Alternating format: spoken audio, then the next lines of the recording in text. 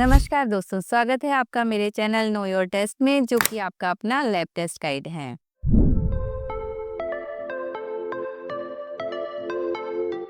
आज हम बात करेंगे एलएफटी मतलब लीवर फंक्शन टेस्ट की, जो कि कब कराए जाते हैं, क्यों कराए जाते हैं, इसका क्या इफेक्ट होता है, अगर ये डिस्टर्ब है तो इसका मतलब क्या होता है। और क्या आपको पता है कि लीवर, जो कि 1.5 केजी का ऑर्गन है, कितने सारे काम करता है। ये हमारा डिटॉक्स प्लांट है।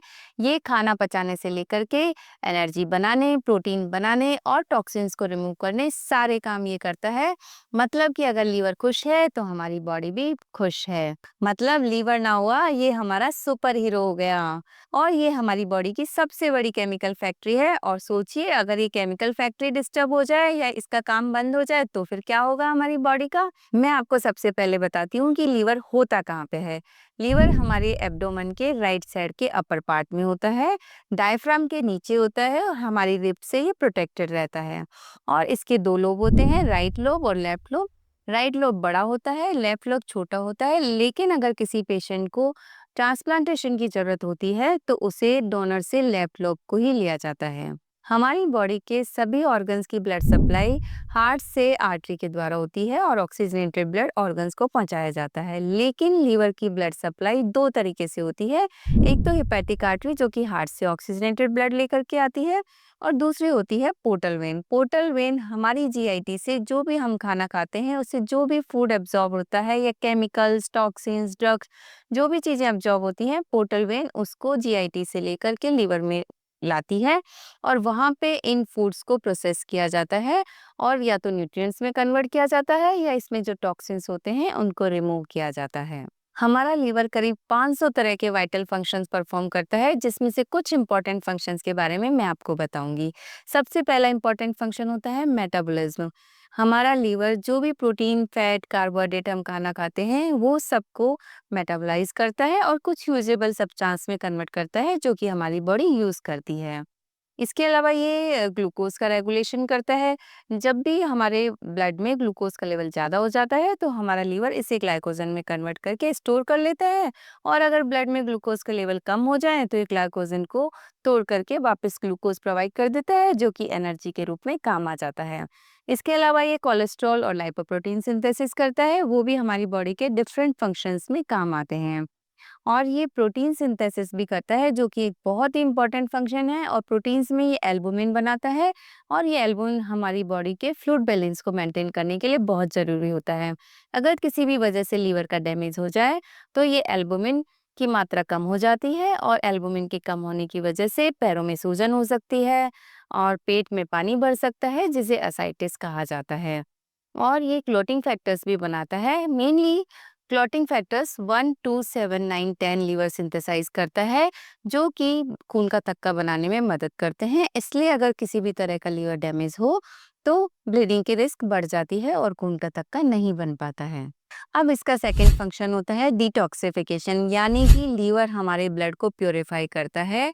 मतलब कि जो भी हम खाना खाते हैं उससे जो जो भी केमिकल्स, ड्रग्स या टॉक्सिन्स होते हैं, वो पोर्टल वेन के थ्रू लीवर में आ जाते हैं और ये लीवर इनको रिमूव करता है, मतलब वापस इंटेस्टाइन में सीक्रेट करवा देता है। लेकिन अगर किसी भी वजह से लीवर डैमेज हो जाए तो ये टॉक्सिन्स जैसे कि अमोनिया हमारे ब्रेन तक पहुंच सकते हैं और ब्रेन में मेंटल कंफ्यूजन पैदा कर सकते हैं। और ये वेस्ट प्रोडक्ट्स जैसे कि बिलिरुबिन, जो कि आरबीसी के टूटने पे बनता है, और कोलेस्ट्रॉल, इनको भी रिमूव करता है। अब तीसरा इसका फंक्शन होता है डाइजेशन करना। लीवर की सेल्स, जिसे हेपेटोसाइट्स कहा जाता है, उसमें बाइल बनता है और ये बाइल बाइल डक्ट के द्वारा इंटेस्टाइन में सीक्रेट होता है और ये फैट के एब्जॉर्प्शन और डाइजेशन में मदद करता है। लीवर का चौथा फंक्शन होता है इम्यूनिटी प्रोवाइड करना। लीवर में जो कुपर सेल्स होती हैं, वो डिफरेंट तरीके के ऑर्गेनिज्म जैसे बैक्टीरिया को आइडेंटिफाई करके उनके अगेंस्ट फाइट करती है और उनको बॉडी से रिमूव कर देती है। और इसके अलावा ये डिफेंस मैकेनिज्म में भी हेल्प करती है। अब लीवर का पांचवा फंक्शन होता है स्टोरेज करना। ये कुछ विटामिन्स और मिनरल्स को स्टोरेज करता है, जो कि हमारी बॉडी में बाद में काम में आते हैं, जैसे कि विटामिन ए, डी, ई, के और बी12 को स्टोर करता है।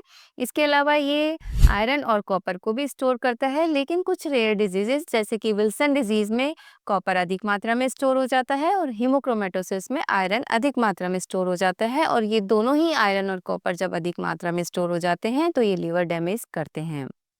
और ये ग्लाइकोजन को भी स्टोर करता है हमारा लीवर, जो कि मैंने आपको पहले बताया कि ग्लूकोज के रेगुलेशन में काम आता है।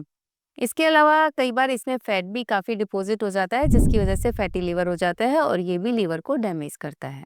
तो आज के इस वीडियो में हम जानेंगे कि एलएफटी क्या होता है और एलएफटी को किस तरीके से इंटरप्रेट किया जाता है, कब इस टेस्ट को कराया जाता है और ये टेस्ट होते क्या हैं। बेसिकली एलएफटी मतलब लीवर फंक्शन टेस्ट, ये हमारे लीवर के हेल्थ को बताते हैं कि हमारे लीवर की कैसी हेल्थ है। और इसमें कौन कौन से टेस्ट इंक्लूड होते हैं। बिलरुबिन, जो कि टोटल बिलरुबिन, डायरेक्ट और इनडायरेक्ट बिलरुबिन होता है।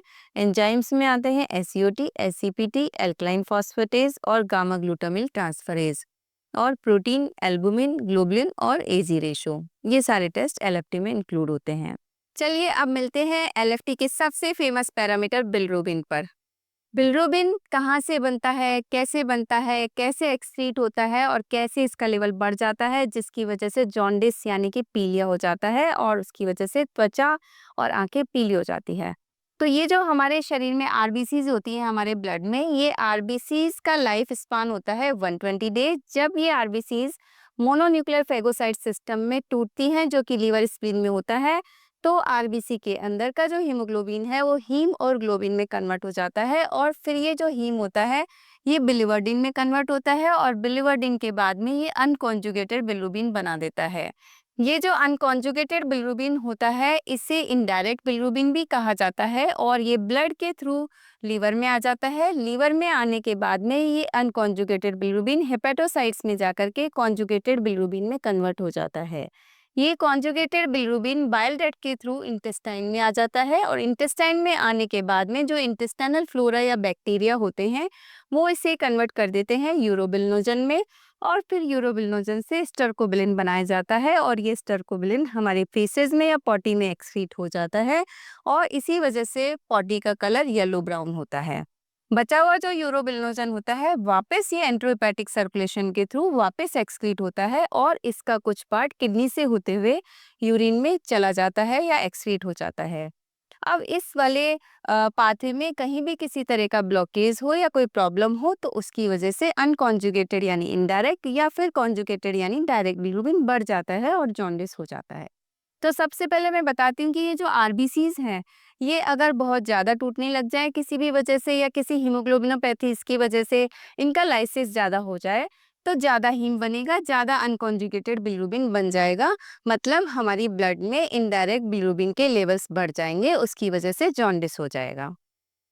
उसके बाद में अगर लीवर में किसी भी तरीके की डिजीज हो जैसे कि कोई वायरल हेपेटाइटिस हो या सिरोसिस हो, उसकी वजह से ये कॉन्जुगेटेड बिलिरुबिन बढ़ जाएगा या फिर इसका जो एक्सक्रीशन वाला पाथवे है जो कि बाइल डक्ट के थ्रू होता है उसमें अगर कोई स्टोन या कैंसर हो तो उसकी वजह से भी इसके लेवल्स ब्लड में बढ़ जाएंगे और डायरेक्ट बिलिरुबिन के लेवल्स हमारे ब्लड में इंक्रीज हो जाएंगे। अब ये जो बिलिरुबिन होता है इस तरह से ये दो तरह का हो गया, डायरेक्ट बिलिरुबिन या कॉन्जुगेटेड बिलिरुबिन जो कि लीवर में आने के बाद बनता है और लीवर से पहले का जो बिलिरुबिन होता है वो अनकॉन्जुगेटेड या इनडायरेक्ट बिलिरुबिन कहा जाता है और इन दोनों को मिलाकर के टोटल बिलिरुबिन कहा जाता है। तो जब भी हम एलएफटी कराते हैं और उसकी रिपोर्ट देखते हैं तो उसमें टोटल बिलिरुबिन, डायरेक्ट और इनडायरेक्ट बिलिरुबिन की रिपोर्ट होती है और इस टोटल बिलिरुबिन के लेवल होते हैं 0.3 टू 1.2 मिलीग्राम पर डीएल और डायरेक्ट बिलिरुबिन के लेवल होते हैं 0.1 टू 0.3 मिलीग्राम पर डीएल। ये इसके नॉर्मल लेवल्स होते हैं।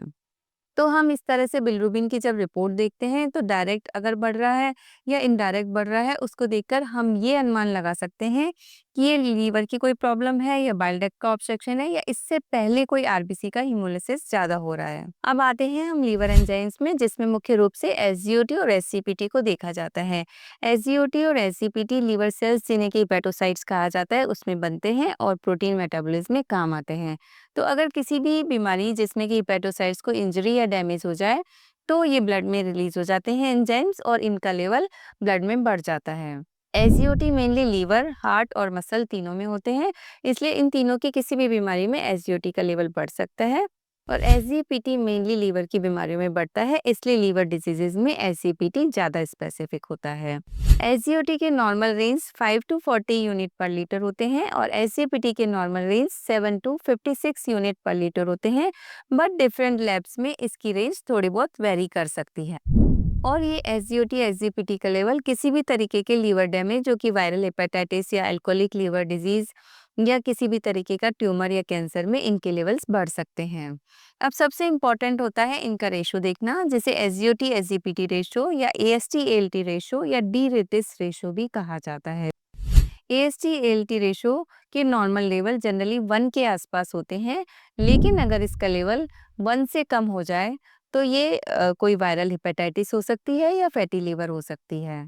और अगर इसके लेवल 1 से ज़्यादा हो जाते हैं, इसका मतलब अल्कोहलिक लीवर डिजीज हो सकती है या सिरोसिस हो सकती है। लेकिन हम सिर्फ इन रेशो पे ही रिलाई नहीं कर सकते, इसके साथ हमें अदर लीवर फंक्शन टेस्ट को भी देखना पड़ता है, इमेजिंग टेस्ट को भी देखना पड़ता है और क्लिनिकल कंडीशंस को भी साथ में रखा जाता है। और ये जो एसजीपीटी होता है, ये लीवर के लिए ज़्यादा स्पेसिफिक होता है। अगर इसके लेवल 200 तक रहते हैं तो ये माइल्ड लीवर डैमेज को बताता है, लेकिन अगर इसके लेवल 500 से 5000 के बीच तक पहुंच जाए तो ये सीवियर लीवर इंजरी को भी बता सकता है। इसके बाद आते हैं हम नेक्स्ट एंजाइम एल्कलाइन फॉस्फेटेज पर। एल्कलाइन फॉस्फेटेज के लेवल तब बढ़ जाते हैं जबकि बाइल डक्ट में किसी तरीके का ऑब्स्ट्रक्शन हो, जो कि ट्यूमर की वजह से हो सकता है या स्टोन की वजह से हो सकता है। और इसके अलावा लीवर ट्यूमर, लीवर कैंसर में भी इसके लेवल बढ़ जाते हैं। एल्कलाइन फॉस्फेटेज बोन्स में और प्लेसेंटा में भी होता है, इसलिए बोन ट्यूमर्स में भी इसका लेवल बढ़ सकता है, प्रेगनेंसी में भी इसका लेवल बढ़ सकता है और कई बार टेम्परेरी इंक्रीज हो जाता है फैटी मील लेने के बाद में। अब इसके बाद में नेक्स्ट टेस्ट आता है टोटल प्रोटीन, जिसमें कि एल्बुमिन और ग्लोबुलिन दोनों इंक्लूडेड होते हैं। टोटल प्रोटीन जो होते हैं ये हमारी बॉडी के प्रोटीन बैलेंस को और फ्लूइड बैलेंस को मेंटेन करते हैं। टोटल प्रोटीन्स का नॉर्मल लेवल 6 टू 8.3 ग्राम पर डीएल होता है। इसके अंदर दो प्रोटीन होते हैं, एल्बुमिन और ग्लोबुलिन। एल्बुमिन लीवर सेल्स में सिंथेसाइज किया जाता है और इसके नॉर्मल लेवल 3.4 टू 5.4 ग्राम पर डीएल होते हैं। ग्लोबुलिन लीवर सेल्स के अलावा लिम्फोसाइट्स में भी सिंथेसाइज होता है। और मेनली इसको देखते हैं हम एजी रेशो को। एजी रेशो कैसे कैलकुलेट किया जाता है? एल्बुमिन को ग्लोबुलिन से डिवाइड करके एजी रेशो कैलकुलेट किया जाता है, जिसके नॉर्मल लेवल 1.1 टू 2.5 के बीच में होते हैं। अगर किसी भी तरीके की लीवर डैमेज हो तो एजी रेशो कम हो जाते हैं, क्योंकि एल्बुमिन का सिंथेसिस कम होता है। और अगर किसी भी तरीके की किडनी डैमेज हो तो उसमें दोनों ही एल्बुमिन और ग्लोबुलिन किडनी से एक्सक्रीट हो जाते हैं, इसकी वजह से इनके लेवल्स कम हो जाते हैं। तो एजी रेशो या तो नॉर्मल भी हो सकता है या लो भी हो सकता है। और मालन्यूट्रिशन या प्रोटीन डेफिशिएंसी होती है, इसमें प्रोटीन लेवल्स कम हो जाते हैं और कई तरह के इन्फ्लेमेशन या इन्फेक्शन में प्रोटीन लेवल्स बढ़ सकते हैं। इसके अलावा एक बीमारी होती है मल्टीपल मायलोमा, जिसमें ग्लोबुलिन्स के लेवल बहुत ज़्यादा बढ़ जाने की वजह से एजी रेशो कम हो जाता है। अब ये जो एलएफटी है, ये किन बीमारियों का पता लगाने में मदद करता है, ये हमारे लिए जानना बहुत ज़रूरी है। सबसे पहले वायरल हेपेटाइटिस ए, बी, सी, ई को पता लगाने में मदद करता है, या अल्कोहलिक लीवर डिजीज़ या फैटी लीवर या फिर ऑटोइम्यून लीवर डिजीज़ या ड्रग इंड्यूस्ड लीवर डिजीज़ हो सकती है।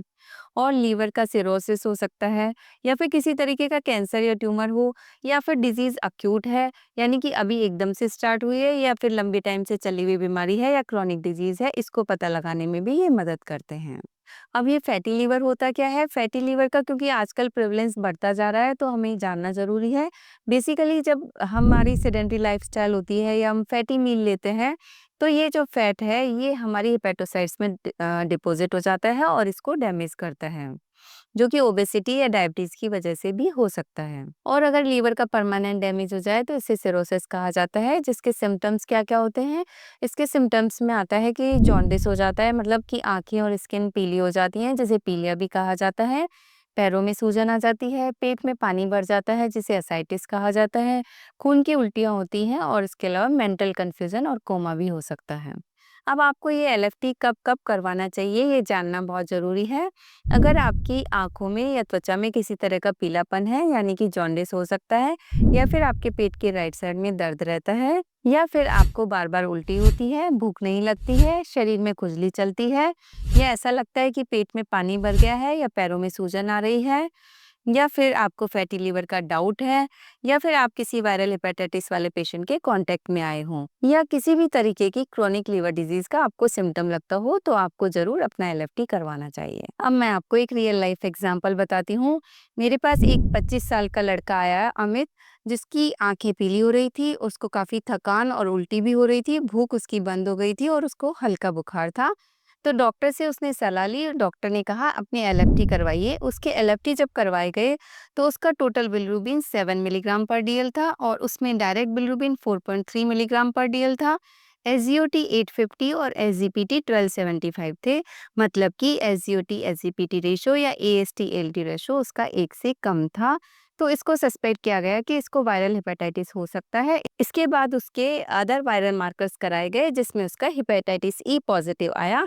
मतलब कि उसको अक्यूट हेपेटाइटिस का झटका था, और जो कि आउटसाइड स्ट्रीट फूड खाने से या गंदा पानी पीने से हो जाता है। तो उसने डॉक्टर से सलाह ली, ट्रीटमेंट लिया और लगातार आराम किया, डाइट कंट्रोल किया, और अब वो बिल्कुल रिकवर हो गया है। अब मैं आपको एक एग्जांपल बताती हूँ। मिलिए अंजलि आंटी से, जो कि 58 साल की हाउसवाइफ हैं।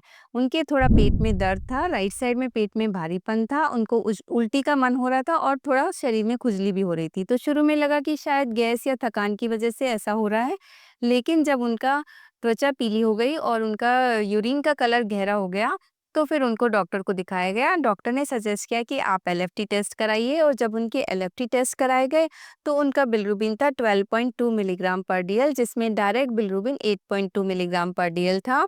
एसजीओटी 150 और एसजीपीटी 160 थे, लेकिन एल्कलाइन फॉस्फेटेस उनका नॉर्मल से 5 टाइम्स बढ़ा हुआ था। तो लगा कि शायद स्टोन का डाउट हो सकता है, तो इसलिए उनका अल्ट्रासाउंड कराया गया। अल्ट्रासाउंड में देखा कि उनकी कॉमन बाइल डक्ट में स्टोन था।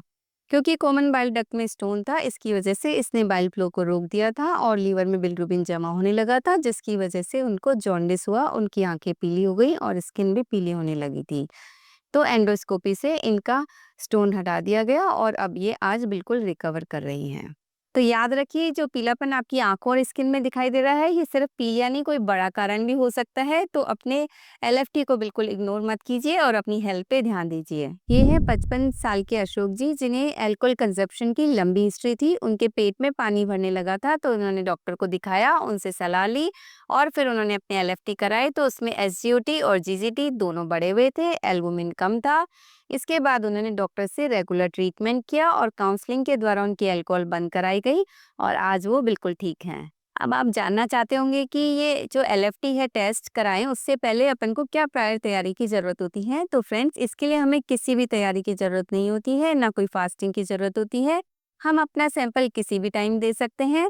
और उसके बाद में इस सैंपल का क्या होता है, तो चलिए मैं दिखाती हूँ आपको अपनी लैब में, जहाँ पर हम इसे फुली ऑटोमेटेड बायोकेमिस्ट्री मशीन में रन करते हैं और फिर इसके बाद इसकी क्वालिटी कंट्रोल से वैल्यूज़ को कंपेयर किया जाता है और उसके बाद हम पैथोलॉजिस्ट इसकी रिपोर्ट रिलीज करते हैं। अब हमें ये जानना जरूरी है कि हम अपने लीवर को कैसे हेल्दी रख सकते हैं। तो इसके लिए अल्कोहल ना लें, जंक फूड ना लें और किसी भी तरह के फैटी फूड्स को अवॉइड करें, एक्सरसाइज करें, बैलेंस डाइट लें जो कि फ्रूट्स और वेजिटेबल्स में रिच हो, हेपेटाइटिस बी का वैक्सीनेशन कराएं और रेगुलर चेकअप कराएं। तो नेक्स्ट टाइम जब भी आप अपनी लीवर फंक्शन टेस्ट कराएं, तो एसजीओटी, एसजीपीटी और बिलिरुबिन को अच्छे से समझें और डॉक्टर से सलाह लें।